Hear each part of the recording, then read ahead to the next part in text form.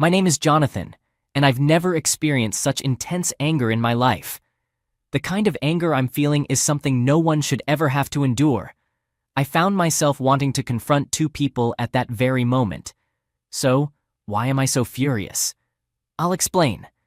It all began about 5 weeks ago when my wife started undergoing a noticeable transformation, like a chameleon right before my eyes. She started rejecting intimacy, including the physical aspects of a husband and wife's relationship. This immediately raised suspicions for me, as I once had a girlfriend who cheated on me, and that experience taught me some painful lessons. I never brought up my past experience with the first woman in my life to the now second woman. I doubt it would have made a difference anyway. During the second week of her transformation, I decided to dig deeper. I'm not the kind of guy who seeks help from a private investigator or someone else to solve my problems.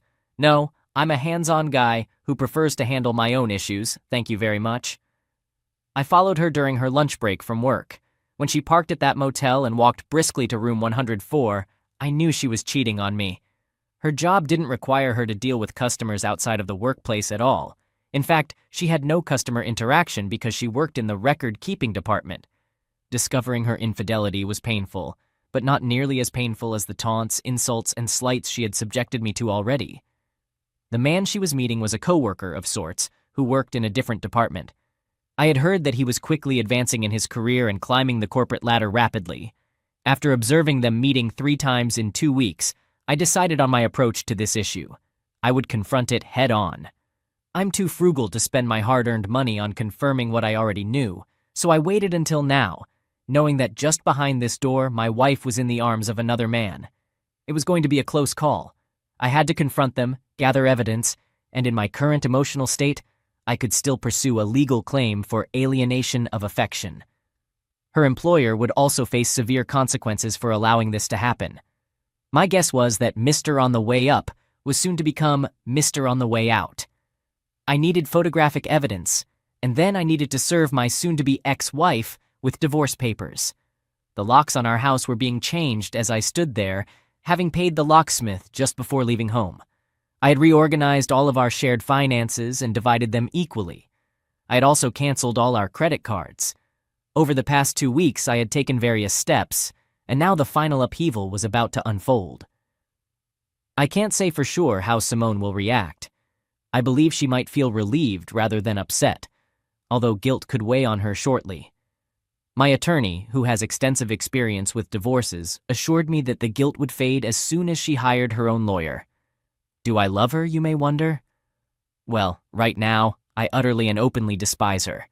Yet, deep inside, I'm engaged in a profound inner struggle, grappling with the idea that she truly loves me. And this is just a terrible mistake on her part, a lapse in judgment that we might be able to mend. However, I know logically that it won't happen.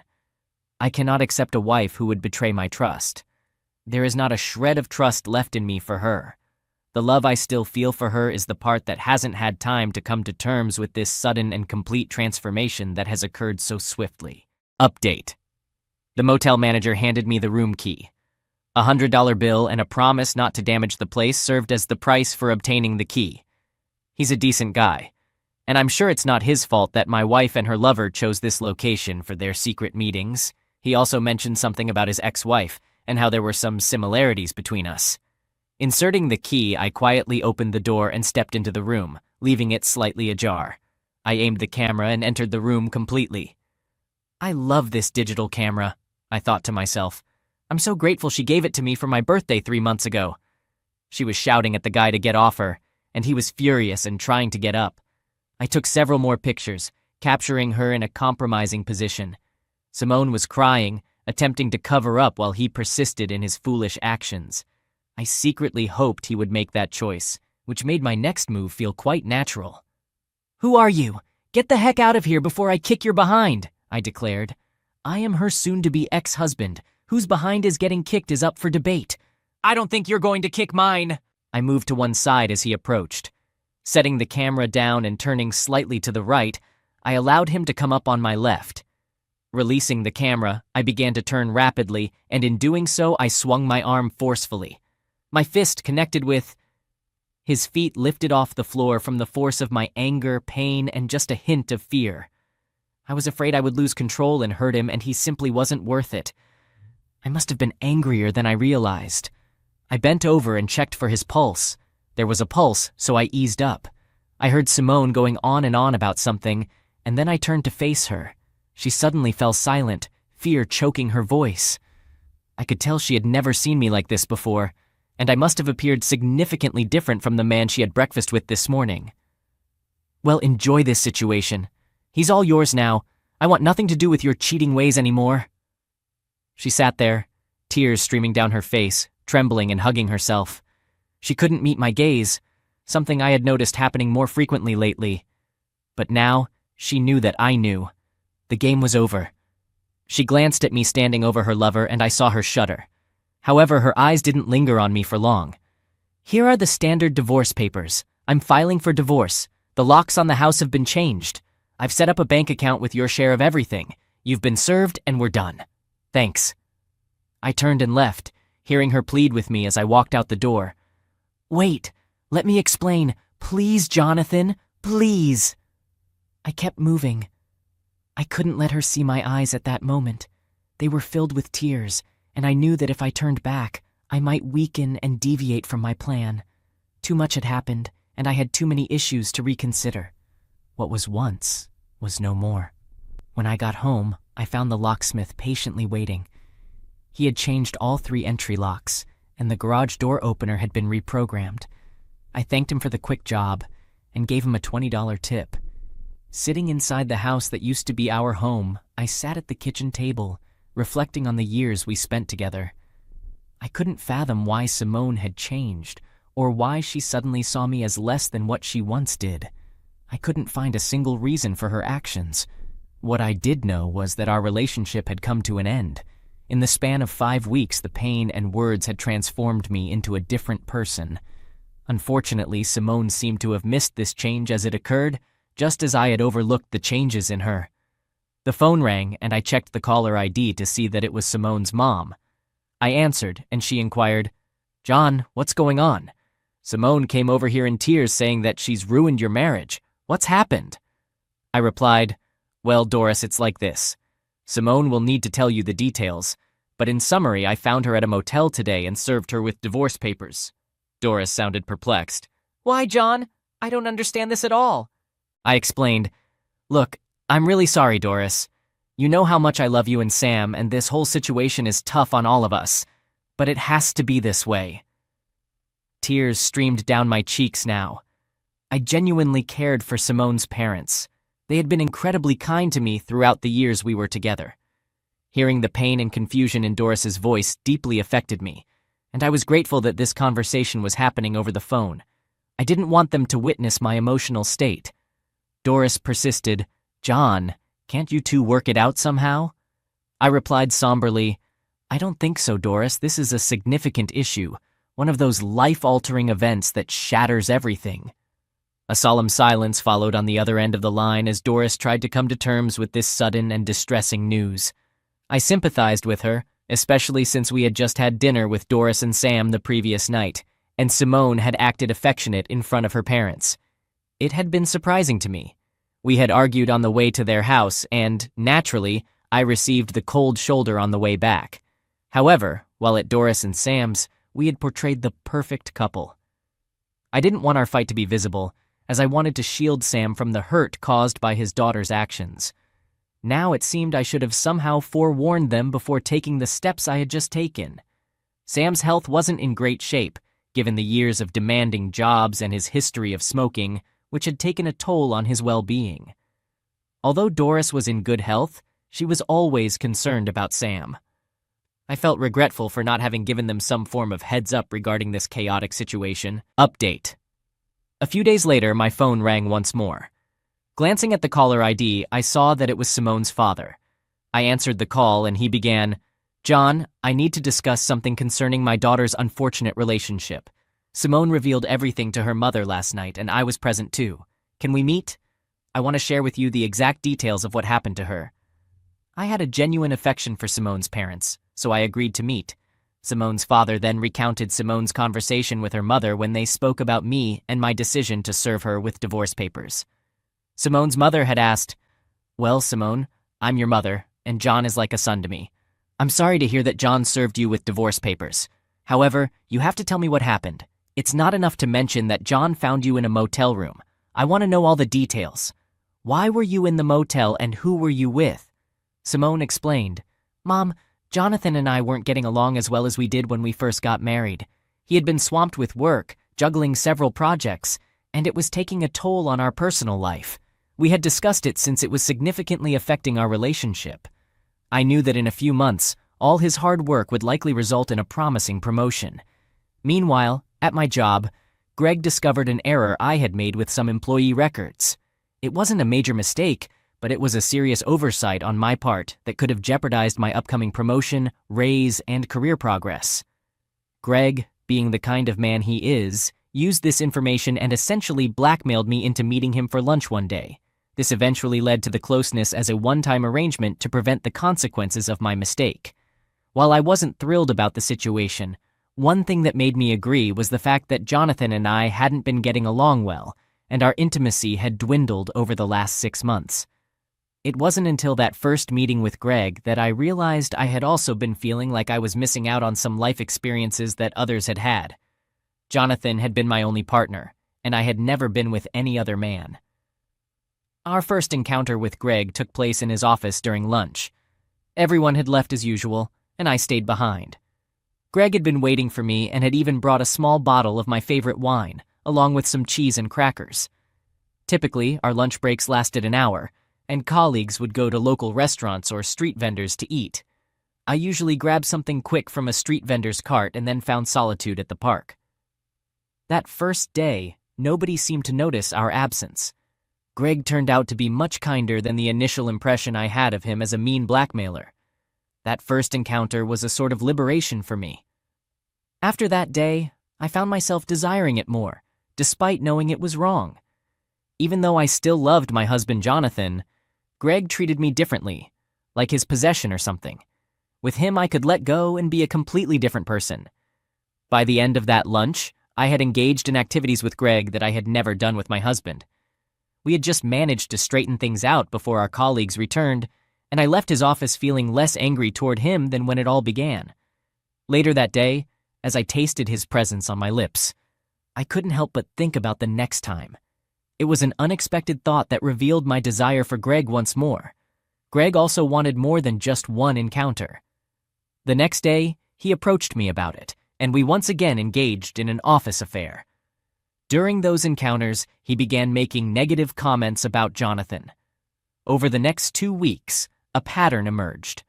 While we were intimate, Greg would say hurtful things about Jonathan.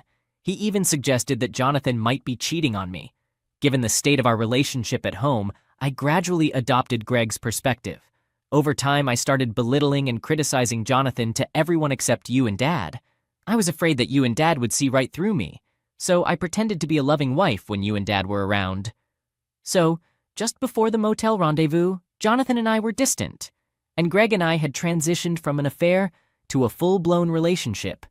Greg suggested that using a motel would be a safer way for us to meet until we could figure out a better plan. His wife was becoming suspicious, and he believed someone at work might have noticed how often we were together, given that we worked in different departments. We never discussed leaving our spouses. It never crossed our minds. We were simply meeting for physical satisfaction. I failed to recognize that with Jonathan, there was love, respect, and understanding.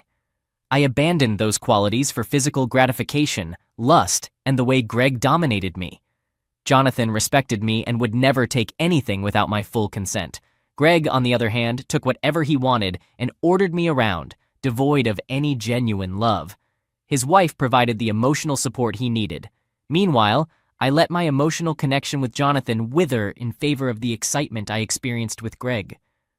Looking back, I now realize I made the biggest mistake of my life 10 weeks ago, and there's no way to go back and fix it. When Jonathan entered the room that day, it took me by surprise. I panicked, attempting to conceal myself and push Greg away. By the time Greg got up, I looked at John's face and saw a complete stranger. There was a look in his eyes that I had never witnessed before.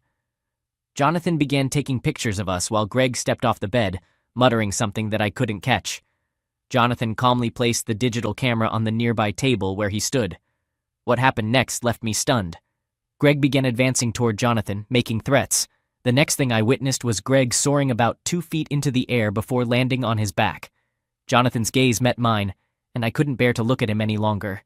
I attempted to cover myself with the sheet, feeling frightened and embarrassed, and most of all, deeply ashamed. Jonathan called me a derogatory term and tossed some folded papers onto the bed. I overheard something about papers and divorce being served. I stared at the bed sheets, unsure if my husband was going to harm me too. I was scared, embarrassed, and overwhelmed by shame. Suddenly, Jonathan turned and started walking out, taking the camera from the table. I cried out to him, though I can't recall what I said. I just remember feeling that whatever I uttered must have sounded hollow. Later, I took a long shower without checking on Greg. I no longer cared whether he was alive or not. The motel manager came to check on the room. That's when I learned that Jonathan had purchased a key from him. The manager regarded me with disdain. He shared that he had caught his wife with another man in a room similar to the one Jonathan had rented, which was the real reason he had given Jonathan the key. He informed me that I had really messed up. He didn't need to tell me. I already knew. I had just thrown away the best thing I ever had in my life, all because I got entangled in my affair and foolishly believed I had something special. The following day, she arrived at work, and 3 men were waiting in my office: the company president, the human resources manager, and a man whom I assumed was the company lawyer. They inquired about how Greg and I had become involved, and I explained everything, holding nothing back. I could see the expressions on my colleagues' faces as they passed by the office, the same looks I had seen when I arrived that morning, and I knew I would be terminated by the end of the day. However, I was mistaken. First, the HR representative ensured that the initial encounter with Greg had been a form of blackmail. Then they made me sign some documents about Greg and me. I was out of the office and on the street before lunch. The company couldn't retain me, but due to Greg's initial blackmail, they had to provide me with severance pay. Apart from that, I was let go. Greg was escorted out of the building by security and handed over to the police. It turned out he had been involved in other illegal activities, which emerged during questioning. Greg was in serious legal trouble. Later, I discovered that Greg had been embezzling from the company in various small ways, such as manipulating receipts from business trips. In total, it amounted to enough to charge him with grand larceny. Greg's wife left him, taking their 3 children and returning to her parents' home in the East. Greg was in jail awaiting trial. Initially, I was asked to testify, but when I spoke with the district attorney, she realized that my testimony would likely do more harm than good. Consequently, they decided not to use me as a witness. Greg's lawyer inquired if I would testify in Greg's defense. Once I explained that I would testify about how Greg had initially coerced me into a closeness and subsequently drove a wedge between my husband and me, even he concluded that I wouldn't be a valuable witness. "Mom, I honestly don't know how I managed to make such terrible decisions." Her mother replied, "Simone, you've committed one of the gravest mistakes possible.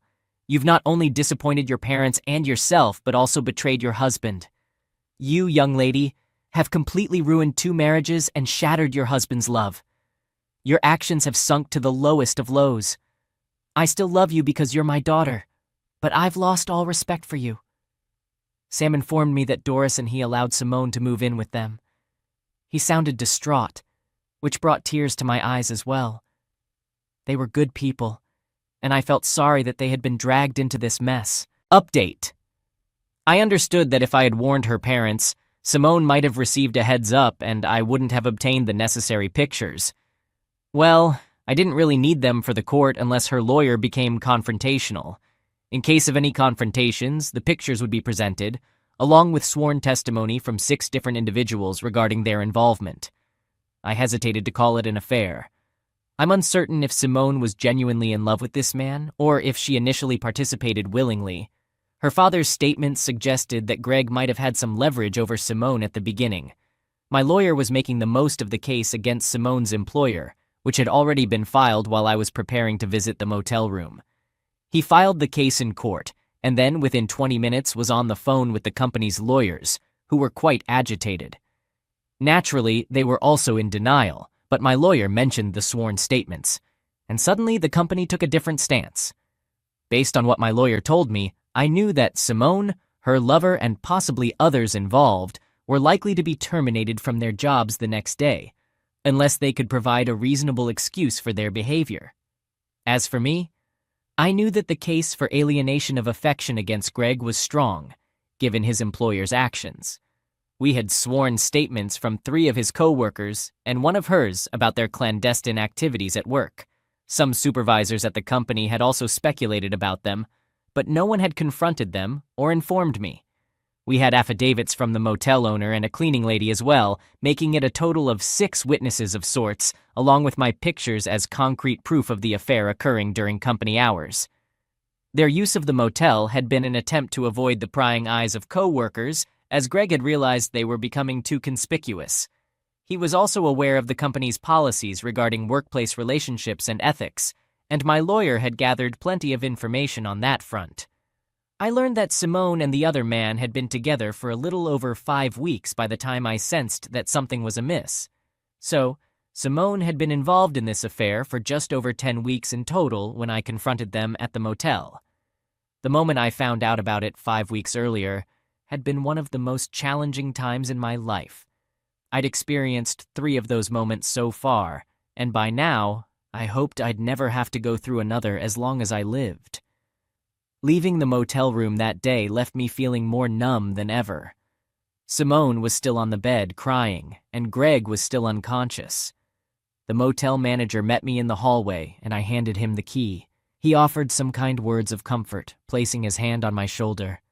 "It's tough right now, but it will get better. Move on, find yourself, and then find someone else. You'll be okay," he said. I knew it was going to be painful for a while, depending on how much I had loved her and cared for her. Thanks. I had already figured that out. Update! Simone didn't put up any fight during the divorce proceedings. It all went incredibly smoothly. My lawyer and hers, I believe, were surprised. She seemed completely resigned, and although I could see she was suffering, at least she didn't attempt to justify her actions. Once the divorce was finalized, the case against her former employer was wrapped up as well. They just wanted me to disappear, and they were willing to cover my lawyer fees, court costs, and offer a substantial sum to ensure that. Since then, Simone has been facing difficulties. She's alone, jobless, and living with parents who have been profoundly affected by her actions, adding to her stress. The stigma of being an imposter lingers over her, and it will take a long time to shake it off. Nonetheless, she has the chance to start anew. I hope that eventually, she can move forward and not carry this pain with her every hour. Perhaps she's learned a painful lesson and only time will reveal. Greg ended up in jail and I relished that moment. Now he'd experience a different kind of intimacy, hopefully from the receiving end this time. I have no sympathy for him. To me, he's not a man, he's nothing.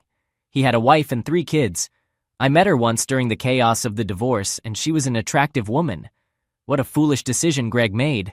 He had everything and threw it all away in pursuit of some thrill he must have believed he couldn't get from her. I resigned from my job, which left my employers in shock.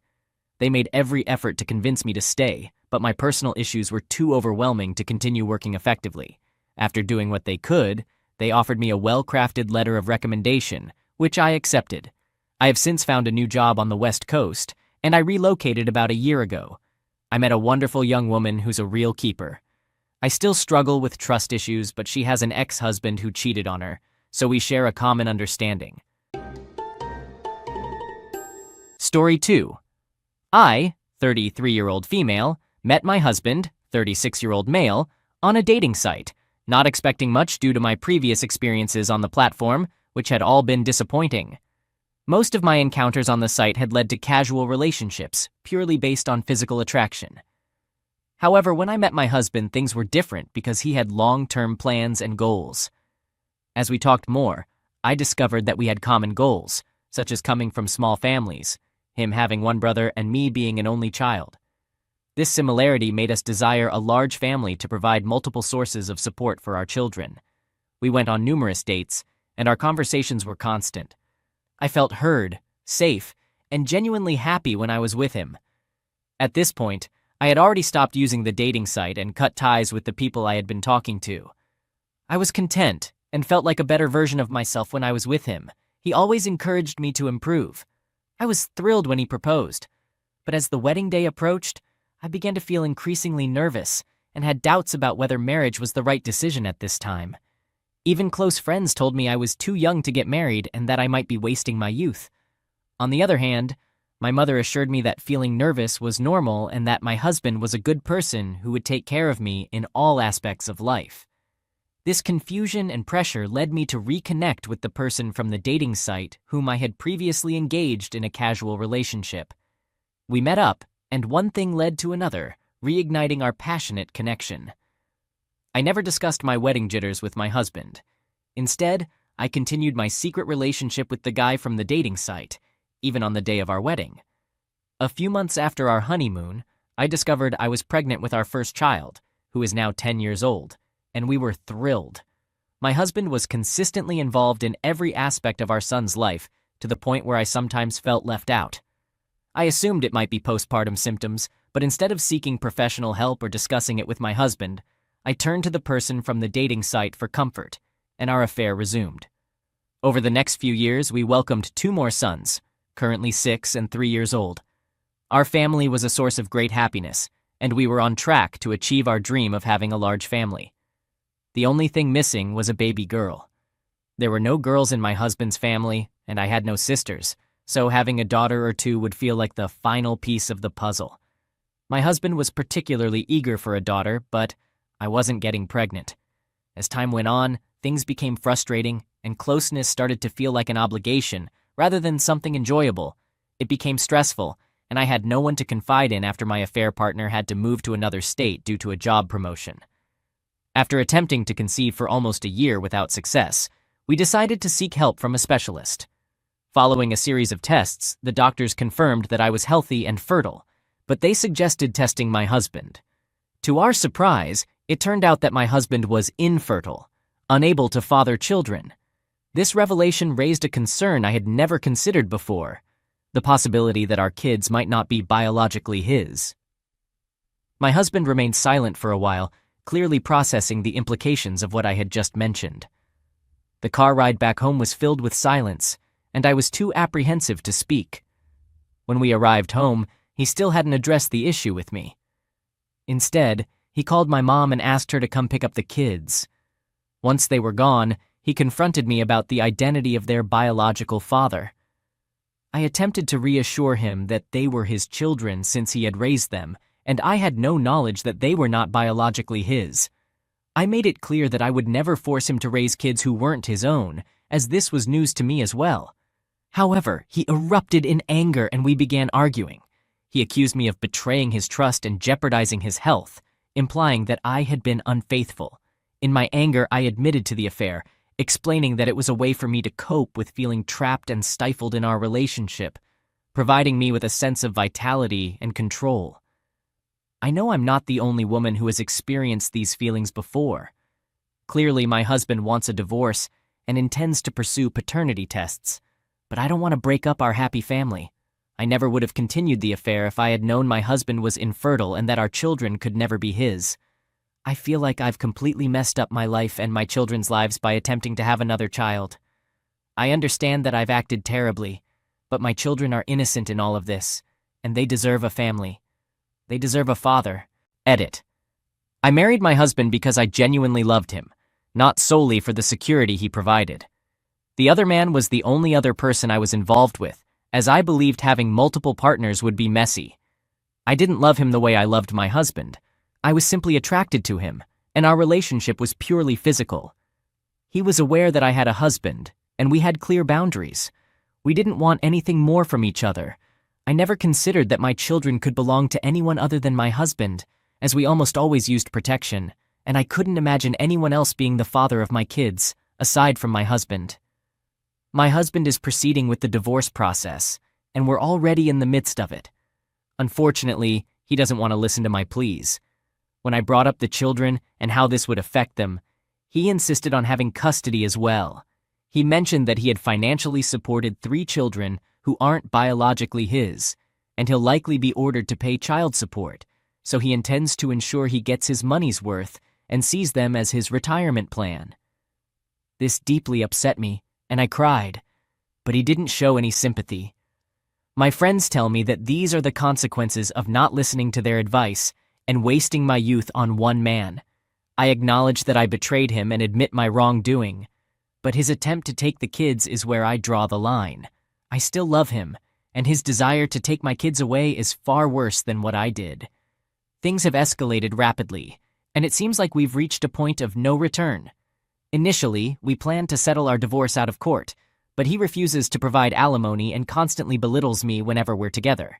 He claims he won't pay alimony, emphasizing that I was the one who betrayed our marriage, and he believes that our sons shouldn't be raised in an environment with someone he considers promiscuous. His sons? No, they are my sons. He wants to take my children away from me, and he has even managed to turn our oldest son against me. Now, my eldest son gives me an attitude that I've never seen before. While we never had the closest relationship, he always recognized me as his mother. He insisted on living with his father, and when the judge granted me full custody, considering I'm their biological mother and they have no biological connection to their dad, he started throwing tantrums. I suspect my ex-husband has influenced him against me. My life is currently spiraling downward, and I am constantly stressed and frustrated. This subreddit is the only place where I feel treated like a human being. I haven't received the first alimony payment yet, and my son continues to throw tantrums, demanding to be with his dad. I'm at my wit's end. I managed to keep the house for the sake of the kids, but it's becoming increasingly challenging to cover all the expenses since I don't have the income of a two-earner household. I filed for child support since he is the one who raised them and the only father they've known. Initially, he didn't object and agreed to it, but now he's going back to court for custody. However, I've insisted that I don't have the financial means for another legal battle. I can't help but feel like a failure, having to depend on him again, and at the same time, I miss what we once had.